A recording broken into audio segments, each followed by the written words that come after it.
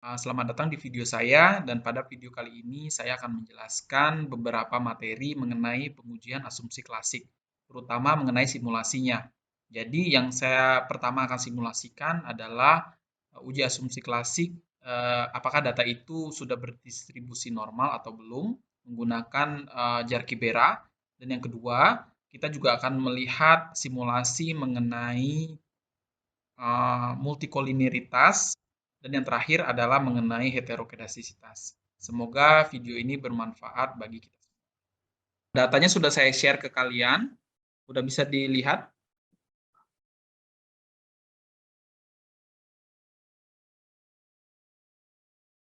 Kalian sudah bisa lihat layarnya.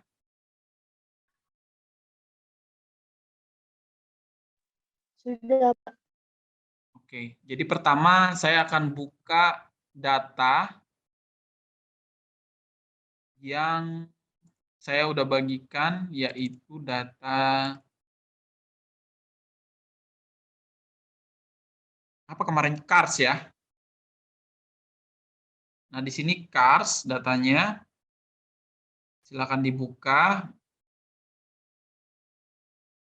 Bagi yang udah buka, kita akan menguji yang pertama normalitas, yang kedua adalah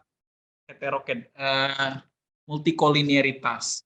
Jadi dua pengujian itu yang akan kita simulasikan terlebih dahulu. Datanya apakah sudah terbuka? Ini saya rekam supaya kalian juga bisa menontonnya berulang-ulang ya. Nah, pertama-tama kalau kita lihat basis datanya, ini adalah CARS, mungkin data penjualan mobil seperti itu ya. Data penjualan mobil dari tahun 1971 sampai 1986 misalnya. Nah, kita ingin mengkaji apakah penjualan mobil di suatu wilayah itu bisa dipengaruhi oleh inflasi dari mobilnya sendiri, CARS, CPI CARS, terus pendapatan masyarakat, terus suku bunga, dan jumlah orang yang bekerja. Misalnya kita mau menganalisis tentang itu gitu ya. Sehingga kalau kita regreskan seperti biasa, maka kita tinggal klik aja quick estimate equations, lalu ketik CARS ya, sesuai dengan nama variabelnya, konstanta, lalu CPI CARS, CPI CAR, lalu CPI, lalu income, lalu interest, dan labor. Nah, ini berarti kan variabel Y-nya adalah CARS, variabel X-nya itu ada CPI CAR, CPI, income, interest. Interest itu artinya interest rate ya, suku bunga, dan jumlah tenaga kerja. Apakah orang itu bekerja? Nah, apakah jumlah tenaga kerja ini akan meningkatkan juga pembelian dari mobilnya? Seperti itu. Jadi kita regres dan hasilnya akan keluar. Jadi hasil regresi ini biasanya menggambarkan tentang hubungan ya. Misalnya ada koefisien, ada parameter, gitu ya, ada tingkat probability-nya, terus juga ada R-squares-nya. Nah, yang dimana kalian juga sudah saya kasih tahu koefisien itu menggambarkan apa gitu ya, probability itu signifikansinya. Terus yang penting juga adalah F statistiknya, uji F secara bersama-sama apakah model ini valid atau tidak. Terus juga ada R square-nya gitu ya. Jadi ya komponen-komponen inilah yang paling penting dalam menggambarkan CARS gitu ya.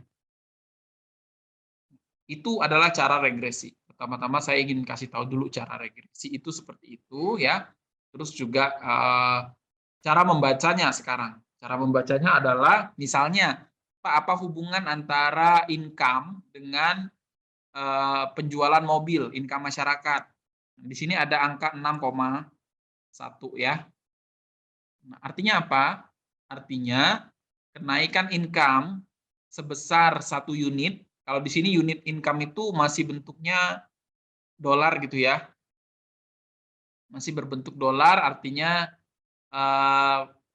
memang dalam jutaan. Misalnya kalau di tabel tadi $2.000 gitu ya, $2.000, $3.000 misalnya gitu ya. Nah, setiap kenaikan $1 income masyarakat, maka penjualan mobil akan meningkat sebesar 6,1 unit. Jadi seperti itu. Tapi ini tolong disesuaikan satuannya ya. Artinya adalah income ini kan di tabel ini tadi ada satuannya. Satuannya dalam jutaan dolar atau dalam ribuan dolar atau dalam dolar, nggak pakai ribuan, nggak pakai jutaan gitu ya. Jadi berbeda-beda ya. Jadi unit itulah yang digunakan sebagai parameter pengukuran koefisiennya. Jadi income naik sebesar 1, anggaplah di sini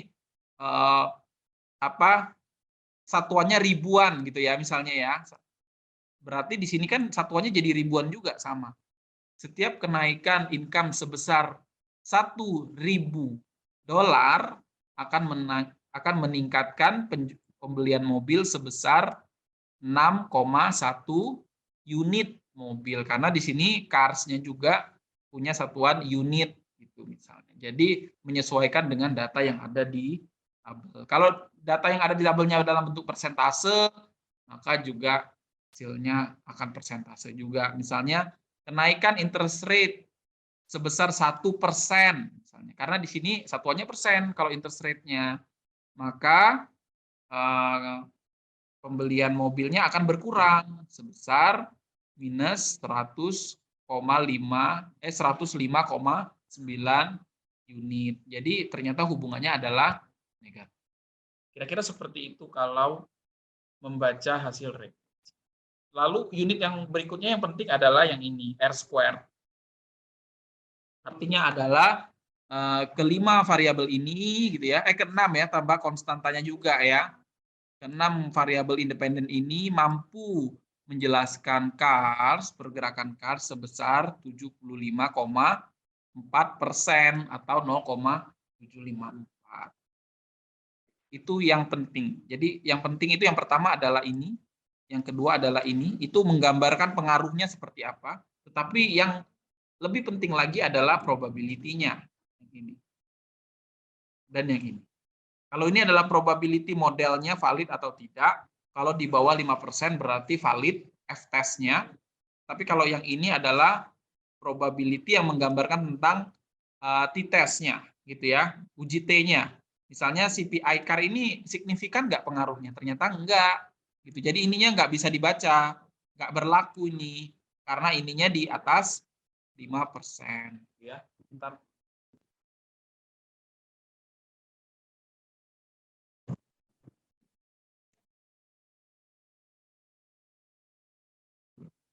Oke, kita lanjut. Berarti yang signifikan itu adalah yang ini aja nih. Yang CPI aja, karena probability-nya masih di bawah 10%. Kalau filtrasinya pakai yang 10%, alfanya, berarti dia masih signifikan. Tapi kalau pakai yang 5% juga sama, dia nggak signifikan lagi, karena ini udah 7%. Which is 7% di atas 5%. Jadi seperti itu ya, untuk membaca hasil regresi. Penting probability dari T statistiknya, terus probability dari F statistiknya, terus koefisiennya ya dengan R square-nya juga. Sekarang kita baru menguji. Kita akan menguji kira-kira uji normalitasnya lolos atau tidak. Caranya adalah residual diagnostic, mana ya, histogram normality test. Nah, ini yang paling penting dari membaca hasil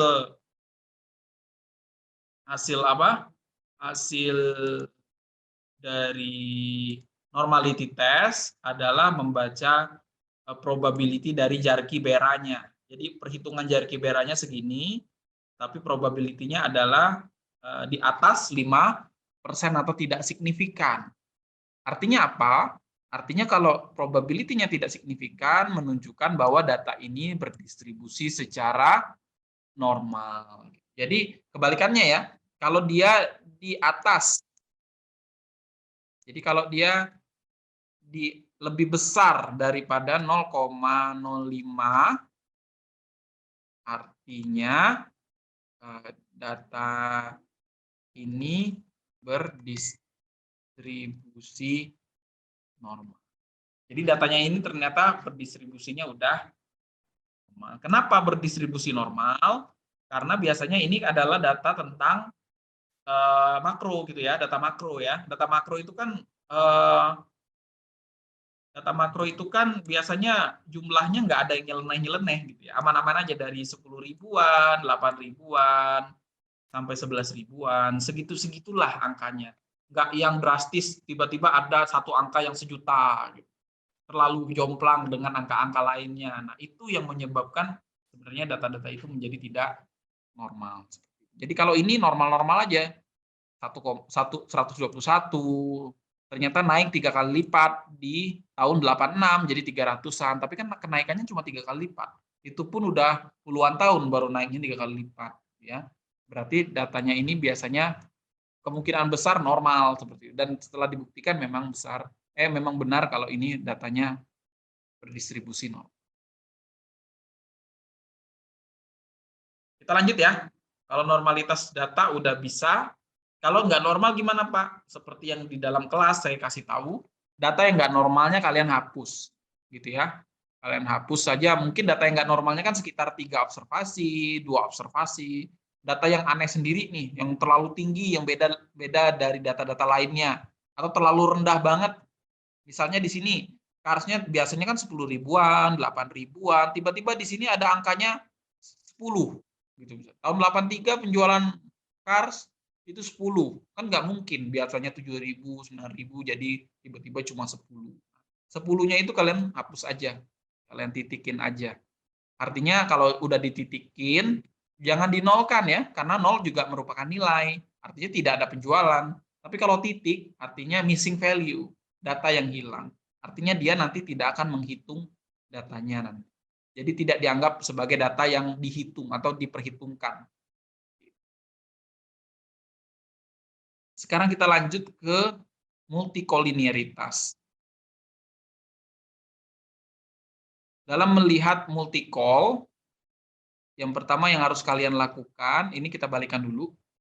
Dan saya mau menghapus, ini gimana cara menghapusnya. Oke. Nah, sekarang kita lakukan pengujian multikolinearitas. Gimana caranya? Caranya adalah koefisien diagnostik. Seperti yang saya bilang, ini yang namanya variance inflation factors. Gunanya adalah untuk melihat apakah data itu mengalami multikolinearitas atau tidak. Nah, biasanya cara melihat multikolinearitasnya adalah dengan melihat nilai dari koefisien variansnya.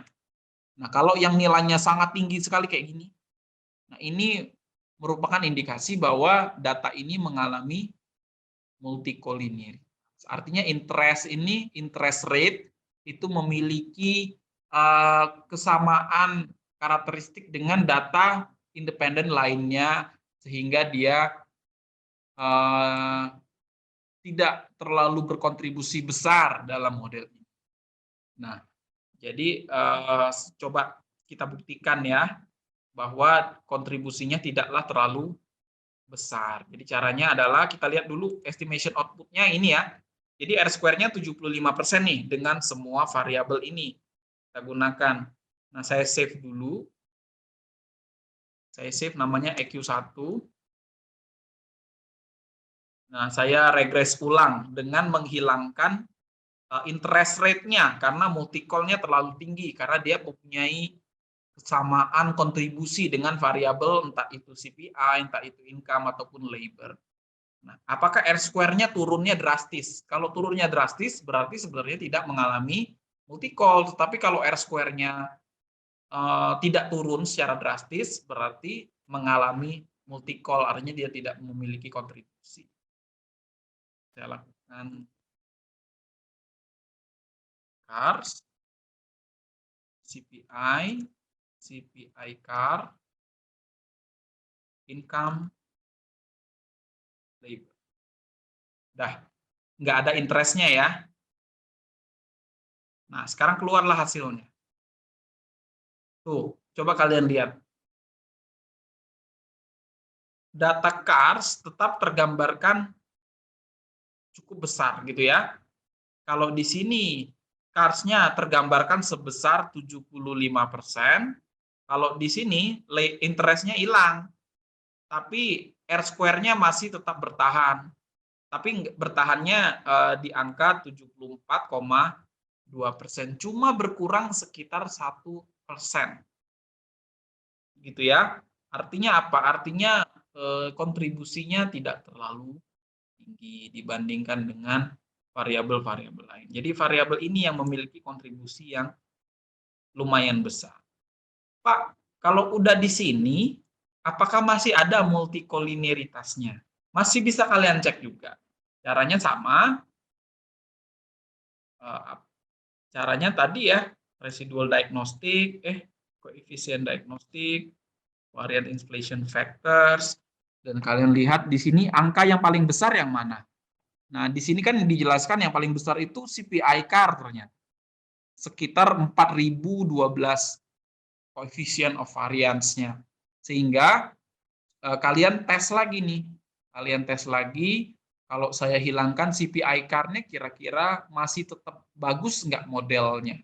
Masih tetap menggambarkan nggak modelnya? Ini saya name dulu, equation 2. Sekarang saya quick lagi ya. Saya regress yang ketiga. CARS, CPI, terus yang mau kita hilangin tadi CPI CAR ya. Income. Ternyata berkurangnya R-square-nya juga masih sedikit. Dari 74 ke 71,5. Berkurangnya sekitar 2,5%. Di mana pengurangan itu juga tidak terlalu signifikan sebenarnya. Ya. Dan di sini juga data ininya lebih valid gitu ya. Di mana CPI dan income gitu. Ternyata kalau di sini yang signifikan jadi lebih banyak gitu ya, karena faktor pengganggunya dihilangkan. CPI dan income memberikan pengaruh yang signifikan gitu ya, karena di bawah 5%. Kalau di sini kan sama nih, CPI dan income-nya juga memberikan pengaruh yang signifikan ya. Kalau kita bandingkan berarti data yang paling bagus itu yang antara dua ini. Kalian boleh gunakan ini atau gunakan equation yang kedua juga bisa. Di equation yang pertama yang signifikan cuma CPI aja gitu loh. CPI aja dan signifikannya difiltrasi 10% lagi, kurang valid. Kalau yang ini udah lumayan valid banget nih. Pakai filtrasi yang 5%, artinya alfanya 0,05 aja, dia masih lebih di bawahnya. Berarti lebih oke nih modelnya, lebih bagus nih penggambarannya. Nah, mungkin itu ya cara menangani permasalahan multikoliniaritas. Jadi ternyata variabel X-nya atau variabel independennya tidak terlalu banyak pun jadinya bagus, bisa jadi lebih bagus gitu ya. Karena kalau kebanyakan tapi mengalami multikoliniaritas tidak akan memberikan kontribusi yang lebih baik juga. Jadi kebanyakan variabel juga belum tentu bisa menggambarkan CARS secara lebih valid. Seperti itu kira-kira. Ada pertanyaan mengenai normalitas dan multikoliniaritas?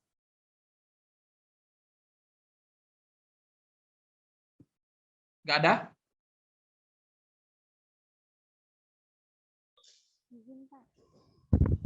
Ya, silakan. Ini Pak mau tanya terkait nilai R-square-nya Pak. Nah, untuk nilai R-square terbaik itu ada di angka berapa? Kisaran angka berapa ya? R-square terbaik sebenarnya kalau R-square itu tergantung analisisnya, Liza. Artinya ada regresi yang nilai R-square-nya sekitar 30% aja udah bagus. Artinya 0,3 gitu ya, 0,3 sekian gitu ya. Atau nilai R-square-nya 20% aja udah bagus.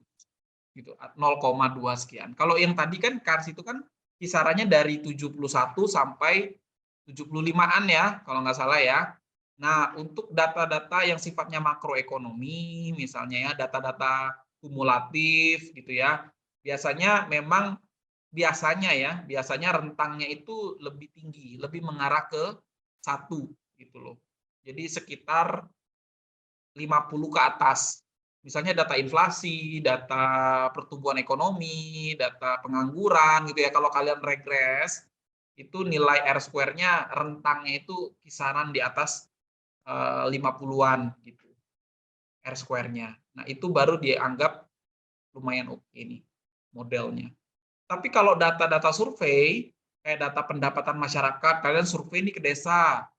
Oh, kalian survei ibu-ibu pengusaha kretek misalnya di Kurau misalnya gitu ya. Apa sih yang membuat pendapatan ibu-ibu di Kurau itu meningkat atau berkurang gitu ya? Kalian mau mengkaji nih, mengkaji faktor-faktor yang mempengaruhi pendapatan gitu ya. Tapi di mikro gitu ya. Di mikro artinya kalian survei sendiri. Kalian cari ibu-ibunya, kalian survei, oh kira-kira yang mempengaruhi pendapatannya punya anak berapa misalnya. Terus juga sekolahnya apa misalnya gitu ya, pendidikannya atau usahanya apa gitu ya dan lain-lain. Nah, itu biasanya kalau hasil dari regresinya biasanya kalau data survei itu nilai R-square-nya lebih rendah. Lebih rendah itu di bawah 50%-an.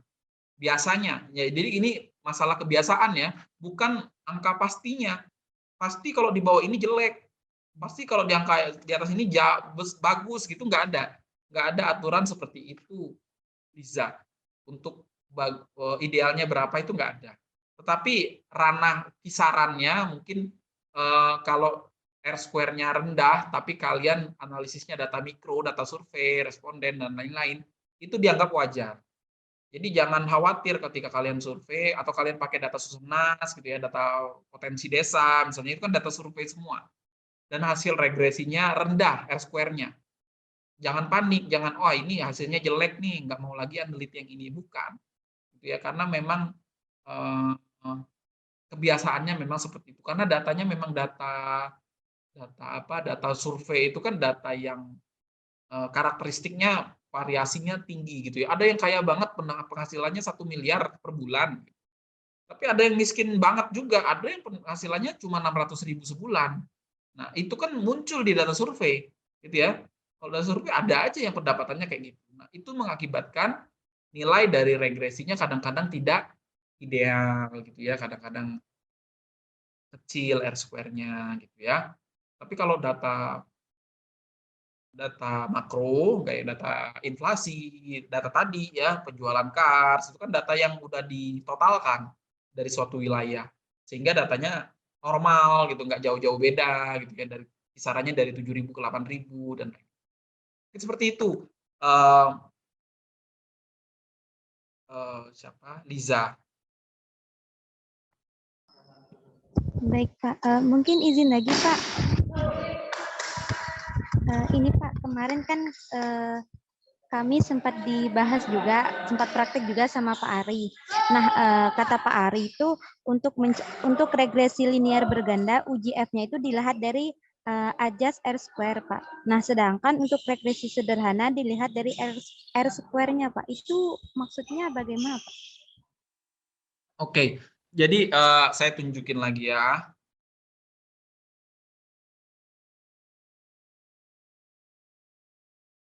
Ini ya, jadi di R-square itu ada 2 ya. Ada yang adjust R-square aja, ada yang adjusted R-square.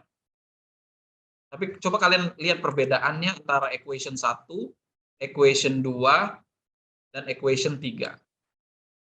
Yang ini ya.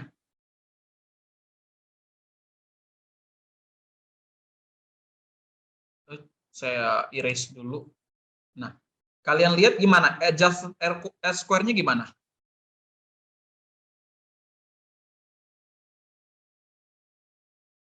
Liza. Di 0,6 itu. Ya, 0,63. Artinya mereka ini perbedaannya nggak terlalu jauh kan?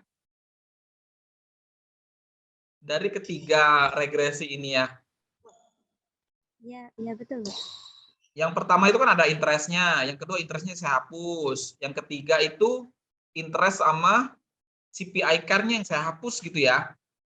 Alhasil apa? Alhasil adjusted R square-nya itu tidaklah jauh berbeda. Artinya memang adjusted R square lah yang memang benar-benar menggambarkan seberapa baik CARS ini digambarkan oleh variabel-variabel ini. Jadi benar kata Pak Ari bahwa adjusted R square lebih representatif untuk kita jadikan acuan dalam menggambarkan bagaimana CARS itu dibentuk atau digambarkan pergerakannya oleh variabel independen. Jadi sebenarnya itu semacam seni aja. Adjusted R square itu artinya R square yang sudah terboboti. Terboboti oleh apa? Terboboti oleh uji-uji asumsi klasik gitu ya, kebanyakan gitu ya, termasuk multikolineritasnya, termasuk heterokedastisitasnya dan lain-lain. Itu siapa? Liza. Ya, terima kasih, Pak. Ya, jadi Liza sebenarnya dalam melakukan penelitian nanti reportnya boleh menjelaskan bahwa hasil regresi menunjukkan bahwa R square dari model ini itu maksudnya CPI CAR, income labor terhadap CARS itu digambarkan sebesar 0,71% gitu ya. Kita pakai model yang ketiga ini ya, model yang ini ya, boleh sebesar ini. Namun adjusted R square atau R square terbobotinya bernilai 64. Jadi dianggap bahwa ini nih net dari R square-nya, R square yang lebih bersihnya gitu ya, nggak pakai lemak lah, kalau daging itu dagingnya aja. Jadi adjusted R square yang bisa menggambarkan. Terbukti kalau kita modifikasi modelnya, adjusted R square-nya masih di angka itu aja. Ya, artinya memang adjusted R square ini lebih menggambarkan ya, lebih valid dalam menggambarkan model. Tetapi memang perbedaannya juga tidak terlalu. Itu yang pertama. Jadi dalam menggambarkan CARS ini, yang pertama itu lihat dulu F statistiknya. Yang kedua baru lihat R square. Kalau R square-nya ada, tapi F statistiknya tidak signifikan, maka modelnya menjadi gugur.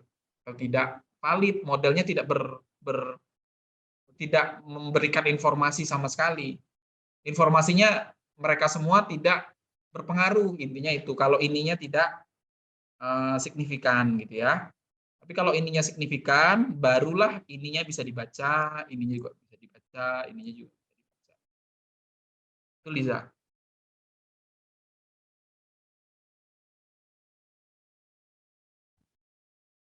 Ada lagi yang mau bertanya?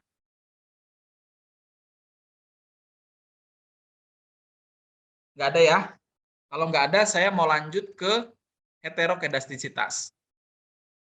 Nah, heterokedastisitas, saya tadi udah bagikan datanya. Bagi yang punya laptop, silakan disimulasikan. Ini saya hapus dulu. Ini kasus khusus untuk multikolineritas karena datanya mengalami permasalahan itu. Nah, sekarang saya buka data yang baru. Data yang memang betul mengalami heterokedastisitas. Jadi cara buka EVC ini ya, file, open, foreign data itu kalau datanya dari Excel ya formatnya. Tapi kalau memang datanya dari eViews, kalian bisa langsung ke eViews work file. Terus data yang mengalami heteros itu di MPG. Next, finish. Oke, ini adalah data MPG. MPG ini saya lupa data apa gitu ya. Di modulnya saya ada sih.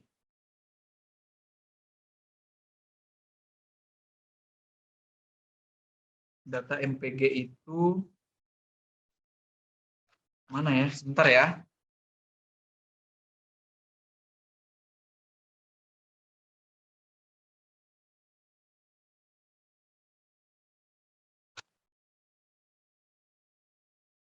Oh, miles per gallon.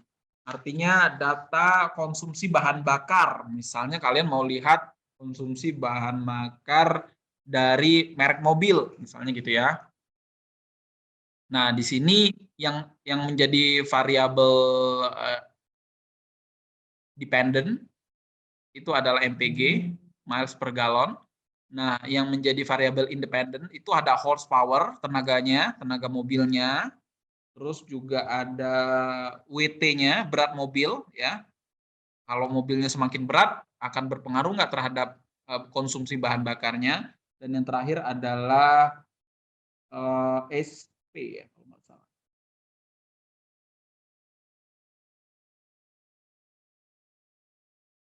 SP. SP ini adalah kecepatannya, speed ya.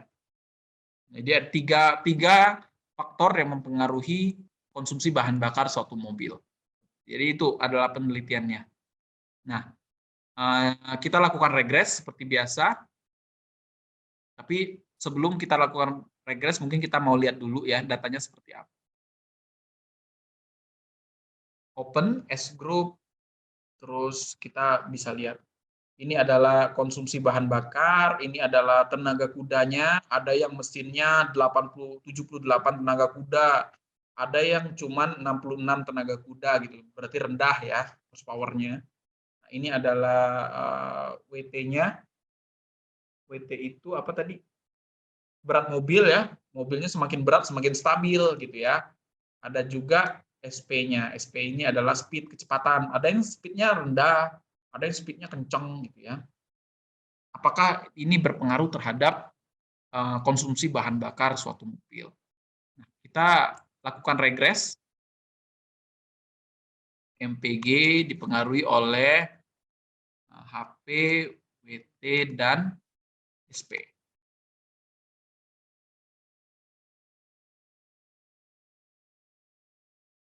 Hasilnya seperti ini. Hasilnya ternyata berpengaruh dan signifikan, gitu ya. Signifikansinya dilihat dari probability F statistiknya, terus probability dari T statistiknya, pengujian masing-masing variabelnya ternyata signifikan semua, gitu ya. Terus R square, jarak antara R square dengan adjusted R square-nya juga cuma 1%. Artinya model ini cukup oke gitu ya, cukup valid penggambarannya gitu ya. Jadi selisihnya sedikit, artinya kemungkinan multicall-nya juga rendah, gitu ya. Tapi kita bisa cek multicall-nya seperti apa. Nah, tetapi yang saya ingin fokuskan di sini adalah kita cek apakah dia mengalami heterokedastisitas.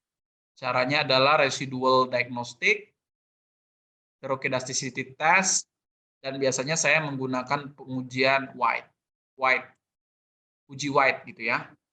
Kemarin kan saya jelaskan bahwa dalam menguji heterokedastisitas kita punya dua cara. Gitu ya. Yang pertama adalah caranya melihat secara visual. Errornya ini seperti apa?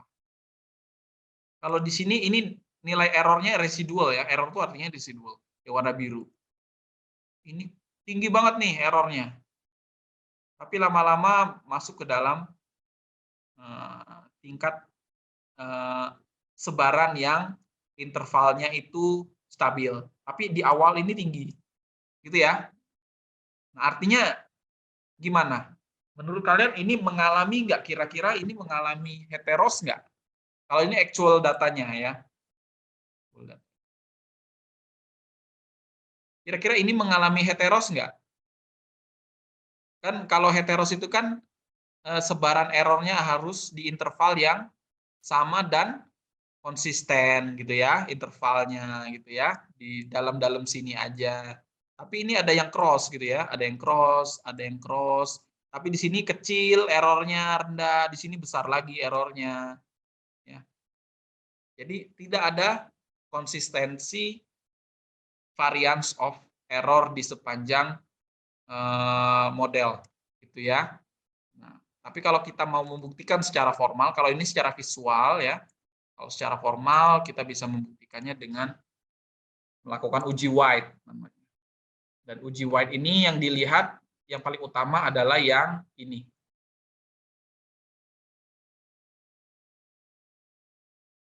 Itu yang paling utama adalah dia.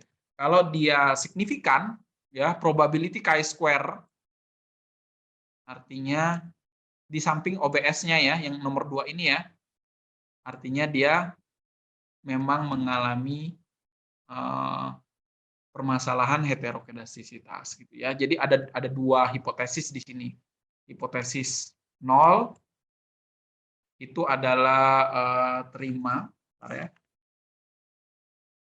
Hipotesis H0-nya adalah tidak ada heterokedastisitas atau VAR. Saya ketik aja. Atau VAR dari residual itu bernilai konstan gitu ya. Tidak ada heterokedastisitas. Ya. Tetapi kalau tolak H0, artinya ini H0 ya. H0. Tapi kalau H0-nya ditolak, artinya yang berlaku adalah H1, di mana H1 itu varians dari errornya ini tidak. Nah, jadi ketika ini signifikan, berarti H0-nya ditolak, H1-nya yang diterima. Variance of error-nya itu tidak konstan gitu ya, atau mengalami permasalahan heterokedastisitas. Cara mengatasinya sekarang, Pak, ini kan udah ada masalah heteros nih Pak. Cara mengatasinya seperti apa Pak? Supaya model ini sebenarnya udah bagus, tapi saya ingin memastikan kalau model ini sudah bagus dan tidak terganggu, koefisien ini tidak mengalami bias informasi. Artinya bias yang harusnya minus, yang harusnya plus jadi minus, yang harusnya minus jadi plus, hanya gara-gara dia tidak konstan nih errornya. Itu bisa nggak Pak? Saya buat dia konsisten penemuannya. Bisa. Caranya adalah kalau kalian sudah mendapati bahwa modelnya heteros, ya, kalian tinggal quick lagi estimate equations, kalian ulangi MPG, C, P, D, dan SP. Terus kalian options di sini, karena kalian udah tahu ya, ini mengalami heteros ya. Nah, terus kalian ganti dari ordinary menjadi Huber White, gitu ya. Nah, hasilnya adalah seperti ini. Tidak jauh berbeda dengan hasil yang pertama, tetapi hasil ini sudah bisa mengatasi permasalahan dari heteros yang kalian punyai. Gitu. Jadi model ini menganggap bahwa heterosnya sudah ditangani ya, sudah ditangani dengan cara mengubah standar errornya ya, yang digunakan standar error yang baru itu sudah memperhitungkan adanya heterokedastisitas. Jadi hasilnya walaupun dia sudah mengalami heterokedastisitas, standar errornya di treatment dengan cara Huber White tadi. Nah, probability-nya mungkin sedikit berubah, tetapi masih tetap signifikan, gitu ya. Alhasil ini juga bisa kalian baca dengan nyaman, dengan meyakinkan bahwa memang benar-benar pengaruh dari horsepower terhadap MPG itu seperti ini, gitu ya. Semakin tinggi horsepower-nya, 1 unit kenaikan dari horsepower, maka akan menyebabkan konsumsi bahan bakarnya semakin tinggi sebesar 0,39 unit galon gitu ya, 0,39 galon ya. Jadi nggak sampai segalon kalau tenaga kudanya naik 1 kuda. Atau speednya, kalau speednya semakin meningkat 1 unit itu misalnya kilometer per hour atau miles per hour gitu ya, maka miles per gallonnya juga akan berkurang sebesar 1,27 galon misalnya. Jadi ini menggambarkan hubungan antara variabel ini dengan variabel. Mungkin itu cara mengurangi permasalahan heterokedastisitas. Mungkin hari ini kita 3 tes dulu ya, normalitas, multikolineritas tadi, sama heterokedastisitas. Ada yang mau